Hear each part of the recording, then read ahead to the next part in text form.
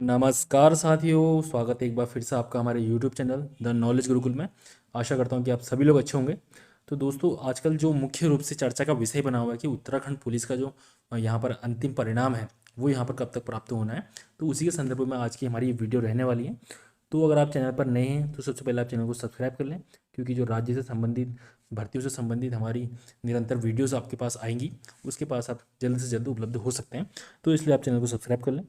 तो दोस्तों, हम बात करें अगर उत्तराखंड पुलिस के यहाँ पर फाइनल रिजल्ट की, तो उसमें जो सबसे बड़ा यहाँ पर मुद्दा बीच में आने वाला है, क्योंकि अधिकतम जो सूत्र यहाँ पर बता रहे हैं उसमें बस यही है कि जो अगला माह हमारा आने वाला है उसके मध्य मध्य में आपको जो है यहाँ पर परिणाम प्राप्त होने की संभावना दिख रही है। लेकिन अभी बीते शुक्रवार को जो यहाँ पर हाईकोर्ट में वह हमारे जो वकील हैं उनके द्वारा जो आयु संबंधी वहाँ पर प्रकरण जो आ रहे थे, दावपेच वहाँ बन रहे थे कि आयु भी बढ़नी है या नहीं बन रही है,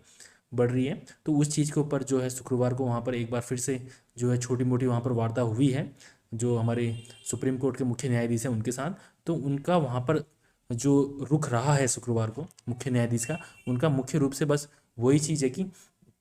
जो मुख्य न्यायाधीश हैं उनका वही कहना है कि जो अंतिम परिणाम है, यानी कि जो अंतिम रिजल्ट है उत्तराखंड पुलिस आरक्षी का, वो केवल उसी बात पर निर्भर करता है कि जब हाईकोर्ट के द्वारा वहाँ पर क्लीन चिट दी जाएगी तभी जो रिजल्ट है वो आपका यहाँ पर पेश किया जाएगा, यानी कि जो है रिजल्ट आउट होगा। वरना जब तक हाईकोर्ट आपको जो है आज्ञा नहीं देता आप उसका रिजल्ट यहाँ पर नहीं निकाल सकते। वो चीज़ उन्होंने जो हमारा जो कह सकते हैं कि जो रिटर्न का एग्ज़ाम होना था उससे पहले भी सुप्रीम कोर्ट के हाई कोर्ट के जो जज हैं, हमारे मुख्य न्यायाधीश हैं हाई कोर्ट के नैनीताल के, उनके द्वारा वो चीज़ बताई गई थी कि आप उससे पहले यहाँ पर रिजल्ट नहीं निकालेंगे, क्योंकि जब तक ये जो प्रकरण लंबित है पहले आप इसको पूर्ण रूप से सुलझाएंगे, उसके बाद ही जाकर आप जो है यहाँ पर जो रिजल्ट है फाइनल वो वहाँ पर निकालेंगे। अब वही चीज़ है दोस्तों कि अगर अगले माह में मध्य मध्य तक वो चीज़ का प्रकरण वहाँ पर समाप्त हो जाता है तभी आपके रिजल्ट आने की यहाँ पर संभावना है। अभी तो जो है हाईकोर्ट से ज़्यादा आगे आकर मतलब ये कह सकते हैं कि हाईकोर्ट से आगे आकर जो है आप किसी भी प्रकार से जो है रिजल्ट आउट नहीं कर सकते हैं। अब वही चीज़ है कि देखना होगा कि कितनी जल्दी ये प्रकरण निपटता है, क्योंकि इस प्रकार की कोई उम्मीद अब आगे बची नहीं है कि जो आयु संबंधी प्रकरण होने हैं, यानी कि आयु बढ़ने से संबंधित जितनी भी सुनवाइयाँ आगे होनी है वो अब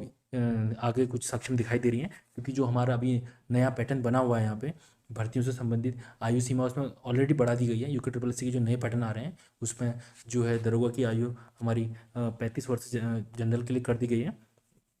और जो हमारा SC ST OBC इसमें कैटेगरी वाइज अपने हिसाब से +5 और +3 एज का क्राइटेरिया जो है वो बढ़ जाएगा। और बाकी जो आरक्षी की सभी आरक्षियों में जो है 25 वर्ष की आयु यहाँ पर जो है न्यूनतम रख दी गई है। तो वही चीज़ है कि अब इस प्रकार का जो आयु से संबंधित दावपेच यहाँ पर हमें दिखेगा, शायद अब वो उत्तराखंड पुलिस की भर्ती से संबंधित ना हो, क्योंकि जो अब आगामी भर्तियां हैं उसमें अब जो है 25 वर्ष की आयु जो है न्यूनतम रख दी गई है, क्योंकि इससे पूर्व जो है कांस्टेबल की आयु जो है 22 वर्ष यहाँ पर रखी गई थी। अब जो है 3 वर्ष का यहाँ पर इजाफा कर दिया गया है, और कैटेगरी वाइज जो है SC में जो है 30 वर्ष की आयु तक जो है आप आरक्षी की भर्ती यहाँ पर दे सकते हैं। अब जो चीज़ हमारे सामने निकल आ रही है वो ये है कि अब किसी विभाग में 2 पद खाली हैं, किसी विभाग में 5 पद खाली हैं, किसी विभाग में जो है 20 पद खाली हैं, और ऐसा करते करते अगर आप 7 से 8 विभागों में 150 पदों की भर्ती यहाँ पर रिक्त है, 150 पद अगर रिक्त रहते हैं तो आप 150 पदों में यहाँ पर आप भर्ती देखेंगे, जिसके चलते आपको अत्यधिक कंपटीशन देखने को मिलेगा। दोस्तों, मुझे लगता है कि कहीं से कहीं तक जो नया पैटर्न आया है वो आपके लिए हितकारी नहीं है, क्योंकि जो नया पैटर्न है वो आपको एक तो पहले फिजिकल, अगर पहले फिजिकल नहीं होता तो रिटर्न की तैयारी आप करते हुए खुद को पाएंगे लगातार निरंतर, और अगर पहले फिजिकल होता है तो पहले आप फिजिकल की तैयारी करेंगे फिर रिटर्न की तैयारी करेंगे, और जो पोस्ट हैं वो मात्र 150 है। 150 पोस्ट में ऐसा है कि मुश्किल से आप 200 से 250 बंदे यहाँ पर आप लेंगे पहले मेरिट के लिए। तो अब उसमें हो ये जाता है कि आप हर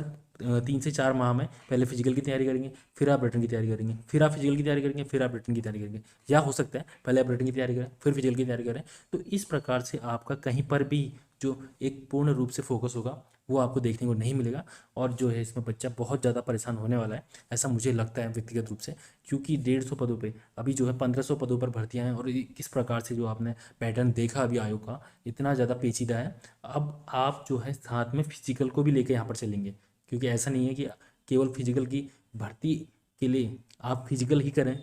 या फिर जो हमारी आरक्षी स्तर की भर्तियां हैं उसके लिए केवल आप बैठकर लाइब्रेरी में पढ़ाई करते रहें, दोनों में से अगर आप एक चीज़ भी छोड़ते हैं तो वहाँ पर आपका जो है अंतिम रूप से खराब हो जाता है। तो दोस्तों देखना होगा फिर अंतिम रूप में क्या कुछ यहाँ पर निर्णय रहता है, किस प्रकार से भर्ती का क्रम रहता है। बाकी जो हमारा यूके ट्रिपल एस सी का नया पैटर्न है उसके ऊपर एक वीडियो और मैं विस्तृत रूप से बनाकर लाऊंगा आपके सामने कि क्या कुछ जो आपको इसमें समस्याएं देखने को मिलेंगी कि किस प्रकार से जो है कंपटीशन इस पैटर्न के आधार पे और ज़्यादा बढ़ते हुए आपको दिखेगा। और बाकी आपका क्या कुछ इसके ऊपर मत है, क्या कुछ निर्णय हैं आपके, वो आप नीचे बता सकते हैं। और बाकी चैनल पर नए हो तो चैनल को सब्सक्राइब कर लें। बाकी मिलते हैं जल्द की वीडियो में। धन्यवाद।